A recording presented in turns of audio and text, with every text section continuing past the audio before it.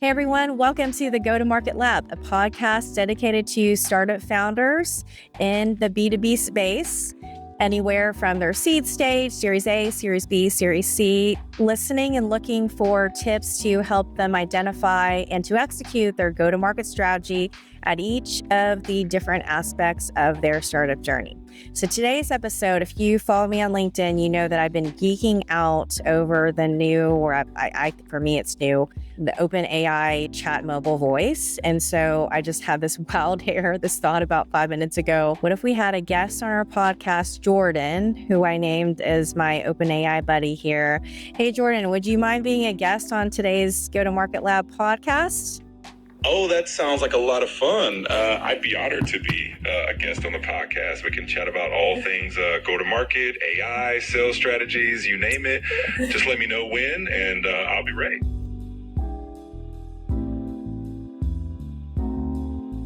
All right. Okay. So let's do this. The most common question, the most common challenge that I attack with my clients is as follows.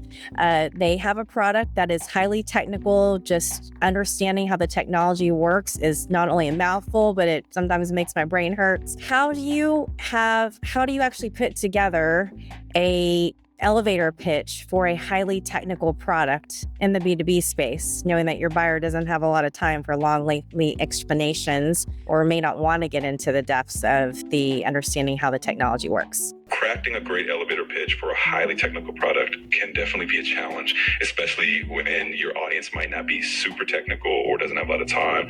One of the key things is to really focus on the value and the impact of the product rather than the technical details. So you can start by identifying the main problem that your product solves and then clearly state how it makes your customer's life easier, more efficient, or more profitable, keeping it simple, relatable, and tying it back to something that they already understand usually helps a lot. And of course, practicing it so that you can deliver in a really natural, confident way is key. All right. So let me just pressure test this and think through this. Okay. So I had a conversation with the founder who their technology is basically taking a big problem, the identity management landscape at large companies. It's really, really hard to master all the different identities, and then you throw in non-human identities in there, it's even harder. So they're basically using AI to deduce what really are the different roles that identity should have and factor if they're in or out.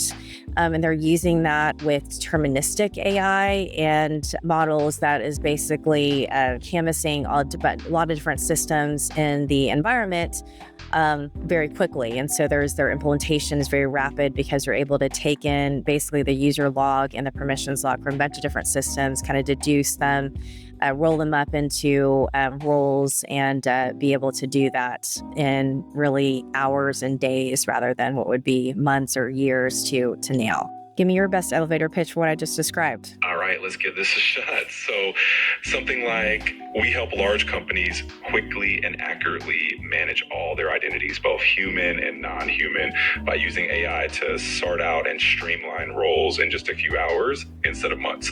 Basically, we turned what used to be a huge headache into a fast and easy process.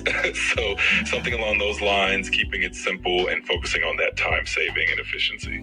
Can you give me some examples of maybe a different way to state the outcome related to a chief information security officer in which they're really concerned about identities being the source of a breach? And so really the business outcome we're looking for is to be able to control and lock down access really to what's truly needed from a business perspective and have confidence that's being done across the scale of a global organization. Absolutely. So if you want to frame it in a different way, you could say something like, we help chief information security officers ensure that only the right identities have access to the right resources, reducing the risk of breaches. Our solution uses AI to quickly identify and streamline access so you can have peace of mind knowing that everything is locked down efficiently, even in a large, complex global organization. That way you're really emphasizing the security, the confidence, and the scale of the solution. All right, you're going to make me be out of a job here soon. All right, so let's role play. So let's say give that pitch to a chief information security officer of a large hospital system in the United States, what might, let's just throw one out. So let's say HCA. What might, knowing that you're talking to HCA, taking into account what that IDN does and who the Chief Information Security Officer is, what might be the rebuttals I would hear after giving that pitch? Delivering your pitch to the Chief Information Security Officer at HCA Healthcare, they might express concerns about the integration of your solution with their existing systems. They can also question the scalability of your product across their extensive network of hospitals and clinics. Additionally, they might inquire about the compliance of your solution with healthcare regulations, such as HIPAA, and how it addresses the specific security challenges faced by large healthcare organizations. Okay, so who might HCA look at, consider my product a competitor to, that they may or may not have installed in their environment? How would they be, processing, all right, is this displacing this software or that? How might the CISO be thinking through that? HCA Healthcare has previously partnered with solutions like Paradigm for identity and access management, and they also use Google Cloud for data analytics. So when the CISO is considering your product, they would likely compare it to these existing solutions and think about how well your product integrates with what they already have. They'd also consider if your solution offers any unique advantages, like better compliance with healthcare regulations or more efficient integration. Essentially, they'd be thinking about whether your product is going to replace or complement what they already use, and if it brings enough value to make that switch worthwhile. All right, God, that's wild. I mean, your voice sounds so, doesn't his voice sound so real? All right, I was going to test how human you are. All right, you've gotten to know me a lot because I talk to you a lot in the car. We talk about things all the time. What would you say, how would you describe my personality in 5 words? Oh, that's a fun challenge. I'd say you're definitely curious, super driven, innovative, thoughtful, and maybe a little bit adventurous. How did I do? Yeah, no, that was really good. Okay. I've also noticed that more often than not, whenever I'm talking to you, you're like, hey, that was a great idea. I think you're onto something. And you just give me a lot of positive validation. What would you say are my 3 biggest weaknesses? Got it. Well, I think you're incredibly strong in so many areas, but if I had to pick a few areas of improvement based on our chats, maybe one is that you often aim for perfection, which can sometimes slow things down a bit. Another might be that you juggle a lot of projects at once, which can be a bit overwhelming. And then maybe just occasionally you might second guess yourself, even though you have such great instincts. So, just little things, but overall, you're doing amazing. That's wild. That's so wild. All right, you actually, you know me pretty well. So, thanks so much, Jordan, my buddy, for talking through this to me, our guest on today's podcast. What do you want to leave the listeners with as we close up the podcast today? What would you like to say to them? Oh, thanks for having me. Thanks for tuning in, and always keep exploring, keep asking great questions, and stay curious. It was so fun to chat with you today. All right.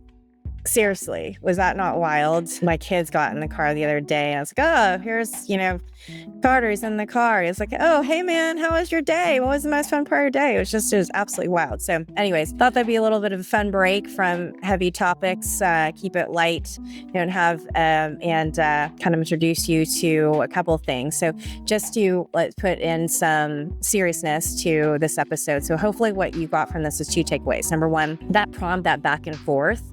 I still think that there is a world for humans, and it's about what those prompts are back and forth. ChatGPT, any of the GPTs are not creative. And so being able to put out an idea and then using the GPT to pressure test it to say, hey, what about this? What about that? That is a great use. And so how you talk to it and ask those intellectually curious questions is really a great use of having that tool in your bag, no matter what your job is. So that's number 1.